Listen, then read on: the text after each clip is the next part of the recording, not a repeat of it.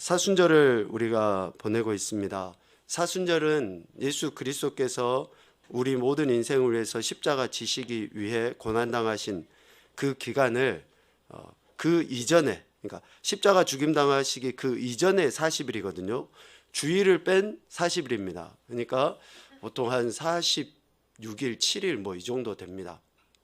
근데 그 기간 동안에 예수님이 하셨던 그런 사역, 또 그리고 결국에 십자가 대속의 죽임을 당하신 것에 대해서 우리가 깊이 묵상하고 이후의 삶 속에서 우리가 주님이 보여주신 그 사랑을 실천해 내기 위한 그런 절기로 삼는 것이죠.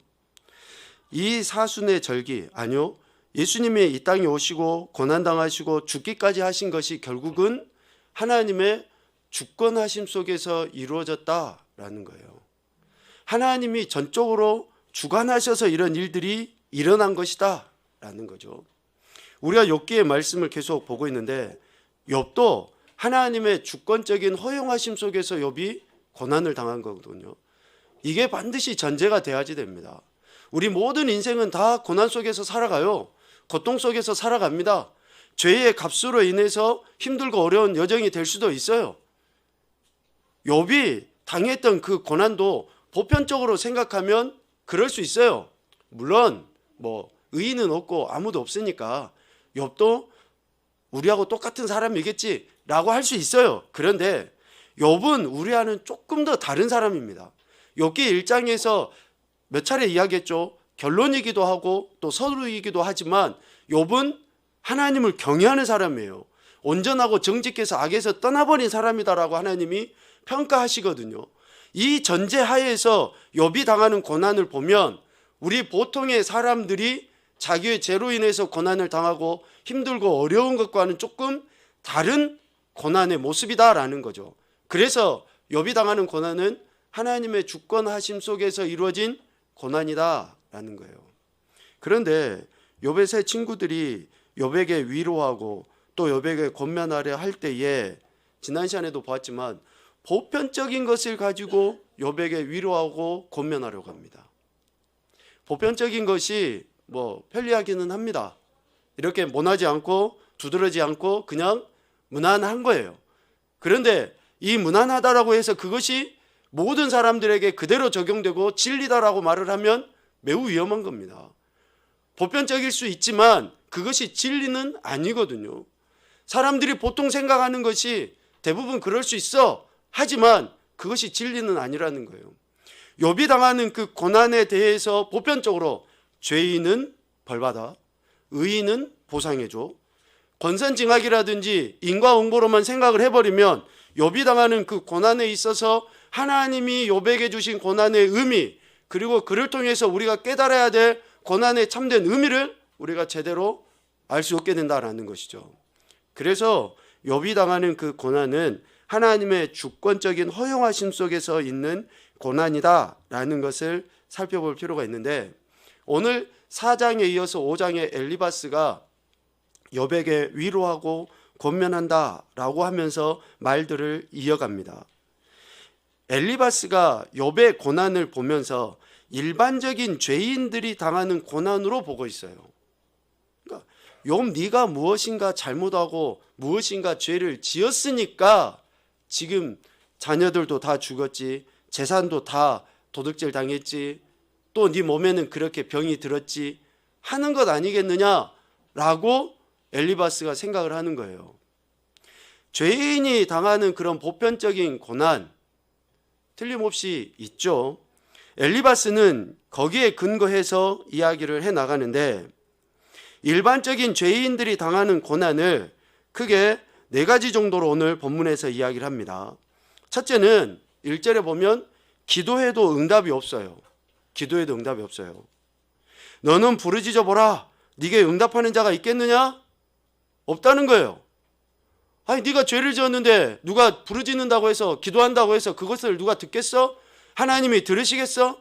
라는 그런 표현인 것이죠. 엘리바스는 욥이 범죄함으로 당하는 고난이기 때문에 아무리 부르짖어서 기도한다 할지라도 네 기도 안 들어. 우리 잠언 묵상에 나오잖아요. 잠언 15장 29절 여호와는 악인을 멀리하시고 의인의 기도를 들으시는 거예요.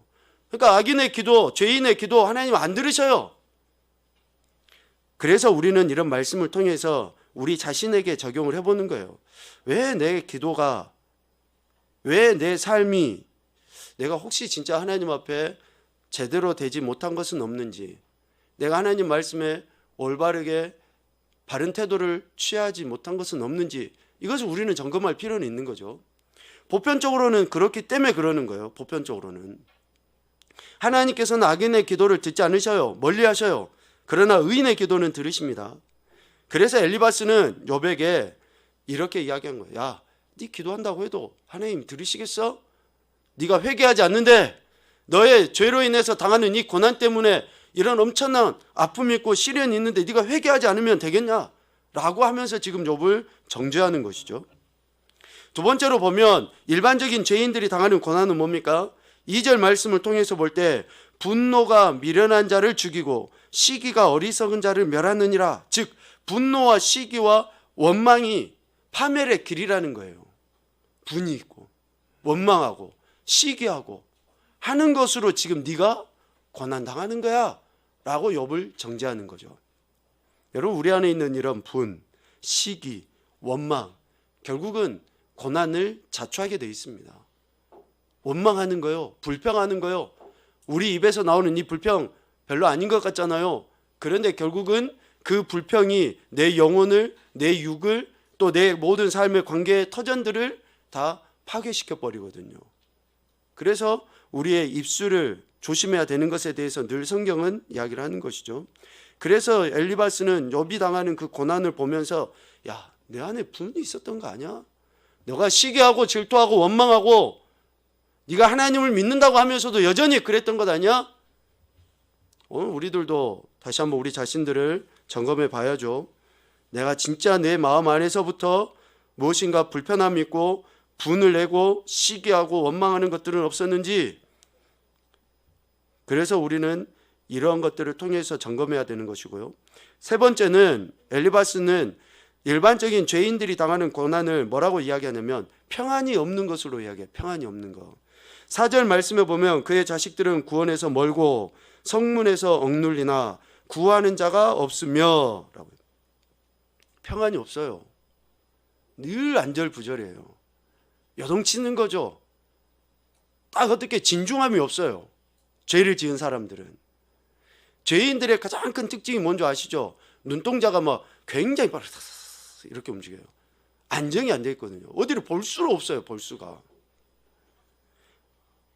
오늘 엘리바스는 욥이 이런 평안이 없는 것, 또 그의 자녀들에게 이런 엄청난 재앙을 당하는 것이 결국은 뭐 때문이다? 욥, 네가 하나님 앞에 범죄한 것 때문이다 라고 이야기를 하는 거예요. 그래서 실질적으로 우리가 하나님 앞에 범죄한 것에 대한 이러한 불편함이 있고 평안함이 없는 것은 사실입니다. 그런데 이러한 그 모습이 실질적으로 자녀들에게까지 나타나지 않습니다. 영향력은 끼쳐지지만 그 악 영향력이 끼쳐져서 3, 4대까지 그 죄가 반복될 수 있어요. 엘리바스는 이 보편적인 것을 가지고 이야기하는데 오늘 욥의 자녀들이 욥의 죄로 인해서 그렇게 된 것은 아니거든요. 이런 것을 간과하고 지금 엘리바스는 이야기를 하고 있는 것이죠. 네 번째로 보면 일반적인 죄인들이 당하는 그러한 고난은 뭡니까? 삶이 빈궁해져요. 빈궁해져. 아무리 돈을 많이 벌어도 뭐가 허해요. 또 실질적으로 돈의 노예가 돼요. 돈의 노예가 되는 것은 진짜 가난한 거거든요. 아무리 부자라고 사람들이 다 와, 저 사람 대단해 라고 해도 그 사람은 가난한 거예요. 가난한 거. 그가 추수한 것은 줄인 자가 먹되 덫에 걸린 것도 빼앗으며 올무가 그의 재산을 향하여 입을 벌리느니라. 욥이 그 많던 재산과 자녀들까지 다 잃어버린 것이 뭐라고요? 이런 고난을 당한 것이 욥의 죄 때문이다라고 이야기하는, 죄 때문이다. 그래서 엘리바스는 죄를 지은 모든 사람은 고난을 겪는 것이 당연하다라고 해요. 당연하다. 7절에 봐보십시오. 사람은 고생을 위하여 났으니. 사람은 고생을 위하여 났으니, 바울이 뭐라고 이야기하면 다윗도 그렇고 바울도 표현해서 우리 인생은 죄악 중에서 출생했다. 죄악 중에서 출생했다. 그 말은 뭐예요? 우리 인생은 그냥 고난 자체라는 거예요. 고난 자체라는 거. 너무나 어둡죠. 너무나 슬픈 일이죠. 그런데 이것은 진리예요. 우리 모든 인생은 고난 중에 태어났고 고난 가운데 살다가 고난 속에서 죽어갑니다. 그런데 하나님께서는 이러한 우리를 불쌍히 여겨주신 거죠. 앞서 서두에 이야기한 것처럼 하나님의 전적인 주권이 나타나서 예수 그리스도를 이 땅에 보내시고 모든 인생들을 위하여 대신 그 십자가에서 고난을 다 담당하신 것이죠. 여러분 믿습니까?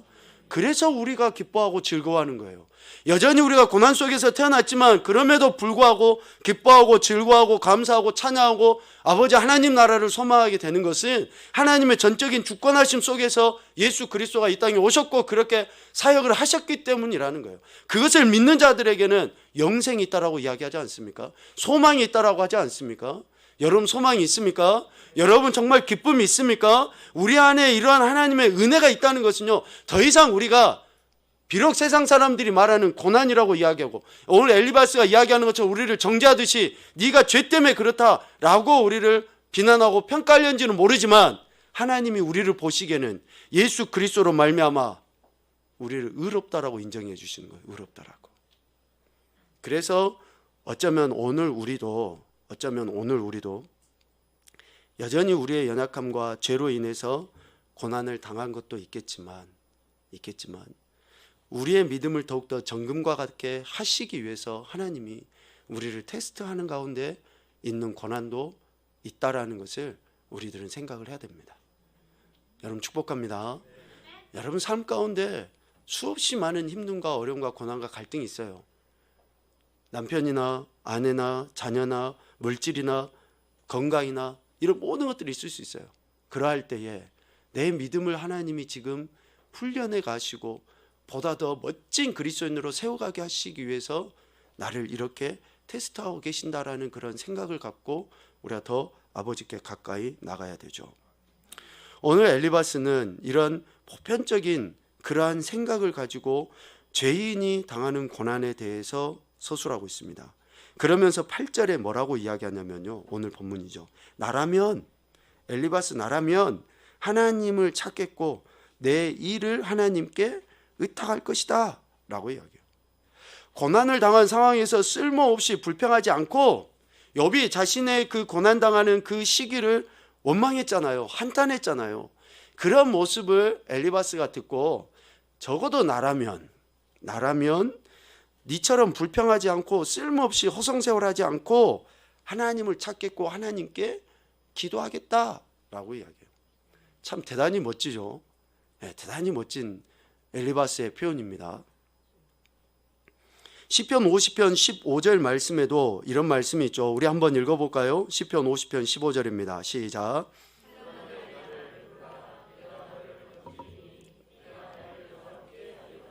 아멘. 축복합니다. 우리가 이렇게 힘들고 어렵고 고통 속에 있을 때 찾을 수 있는 하나님이 계시다는 게 얼마나 큰 복입니까? 환난 가운데서 하나님의 이름을 부르짖고 간구한다는 게 얼마나 큰 축복이에요. 그 하나님이 어떤 하나님이신데 전지전능하신 하나님이시잖아요. 우리 인생의 모든 것들, 특별히 우리의 영혼을 구원해 주시는 하나님 아닙니까? 그 하나님 앞에 부르짖고 간구할 때 건져주신다라고 말씀하신 거 얼마나 큰 축복입니까? 그래서 오늘 엘리바스도 나라면 하나님을 찾겠고 그 하나님께 내 일을 맡기겠다라고 이렇게 이야기를 하죠. 엘리바스가 이렇게 고백한 것의 그 바탕에는 하나님은 이런 분이시라는 거예요. 전지전능하신 하나님이라고 표현 딱 해버리지만 오늘 본문에 보면 엘리바스가 하나님 앞에 기도해라 라고 욥에게 권면할 때에 그 하나님이 어떤 분이신가에 대한 그 분명한 말씀들이 나오는데요. 첫째로 보면 측량할 수 없는 기이한 일을 행하시는 하나님이기 때문에 욥에게 기도하라 라고 이야기해요. 욥에게. 오늘 9절 말씀에 봐보면 그렇게 돼 있죠. 하나님은 헤아릴 수 없이 큰 일을 행하시며 기이한 일을 셀 수 없이 행하신다 라고 이야기해요. 시편 145편 3절 말씀에 여호와는 위대하시니 크게 찬양할 것이라 그의 위대하심을 측량하지 못하리로다. 아멘. 하나님의 이 놀라운 것들을 우리는 도저히 알 수 없어요. 그래서 우리 인생은 그 하나님께 기도하는 거예요. 그 하나님께. 도저히 측량할 수 없이 크고 넓으신 분이시기 때문에. 그리고 악을 보응하시는 하나님이기 때문에 우리는 기도하는 거죠. 12절 말씀에 봐보면 하나님은 교활한 자의 계교를 꺾으사 그들의 손이 성공하지 못하게 하시며 지혜로운 자가 자기의 계략에 빠지게 하시며, 그러니까 세상의 지혜를 갖고 하는 그런 사람들, 강교한 자의 계략을 무너뜨리심으로. 반대로 하나님께서는 어떻습니까? 올바른 것, 또 의롭게 행하는 것에 대해서는 어때요? 반드시 은혜를 베풀어 주신 분이거든요. 그러니까 이러한 악에 대해서 보응하시는 그 하나님이시기 때문에 하나님께 기도하고 간구해야 된다라고 이야기합니다. 그리고 한 가지 더 이야기하면 15절에 이야기합니다.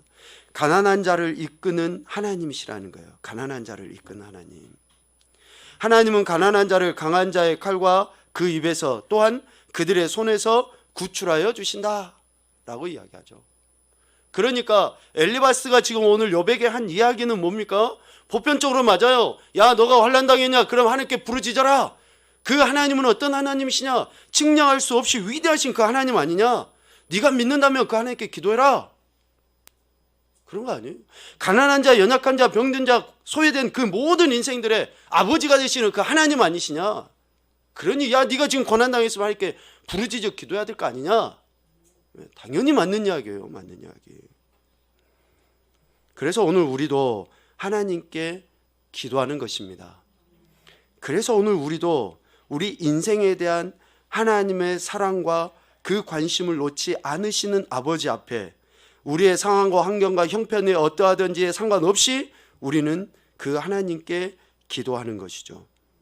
그러할 때에 하나님께서는 20절의 말씀에 보면 기근 때의 죽음에서 전쟁 때의 칼의 위협에서 너를 구원하실 것인즉, 이런 놀라운 은혜들을 경험하게 되는 것이죠. 자, 그런데 한 가지. 그런데 오늘 엘리바스가 이렇게 권면하는 것에 있어서 우리가 간과하지 말아야 되는 게, 서두에도 이야기하는 것처럼 욥이 당한 그 고난의 의미를 제대로 알지 못한 보편적이고 상투적인 그런 권면이었다라는 것이죠. 그래서 8절 말씀에 그렇게 이야기하는 거예요. 서두에 나라면 마치 어때요? 자기는 의롭고 욥은 의롭지 못한 그런 인생이라고 지금 엘리바스는 욥을 이야기하고 정죄하고 있다라는 것이죠. 만일 내가 당신과 같은 처지였으면 나는 불평하지 않고 원망하지 않고 나는 오히려 하나님만 바라봤을 거야 라는 그러한 이면의 표현이 담겨져 있다라는 것이죠. 여러분, 누가 하나님 앞에 의롭다라고 이야기할 수 있습니까? 누가복음 18장에 보면 바리새인과 세리의 기도가 나옵니다. 바리새인은 하나님 앞에 기도할 때 뭐라고 이야기합니까? 자기는 11조도 했고 또 자기는 일주일에 2번씩 금식도 하고 세리처럼 토색도 안 하고 불의도 안 하고 간음도 행하지 않는 그런 자라고 하나님 앞에 당당하게 이야기해요. 그런데 세리는 도저히 고개 들 수조차 없어서 고개 쳐박고 나는 죄인입니다 라고 이야기하는 거예요. 누가 하나님 앞에 의롭다고 할 만한 인생이 있겠습니까? 결코 그럴 수 없는 거죠. 그래서 오늘 엘리바스의 나라면, 이 말을 통해서 욥에게 고난을 허락하신 그 하나님의 의를 잘 모르는 그런 엘리바스의 약함을 보게 되는 것이죠. 오늘 저와 여러분이 하나님의 전적인 주권하심 속에서 살아가는 인생이라는 것을 꼭 인지를 하시고, 우리 삶의 모든 여정 속에서 일어난 이런 일들을 보편적인 것으로가 아니라 하나님의 말씀을 기준해서 바라보시며 하나님의 뜻대로 움직여져 가고 살아가는 저와 여러분이 되었으면 좋겠습니다. 절대 진리신 하나님의 말씀, 변하지 않는 그 말씀이 우리 삶의 기준이 될 때에 혹 우리 자신뿐만이 아니라 다른 누군가에게도 이렇게 실수하지 않는 그런 또 실수하지 않을 뿐만이 아니라 그들을 더욱더 옳은 대로 인도하는 멋진 그리스도인이 되리라 생각을 합니다.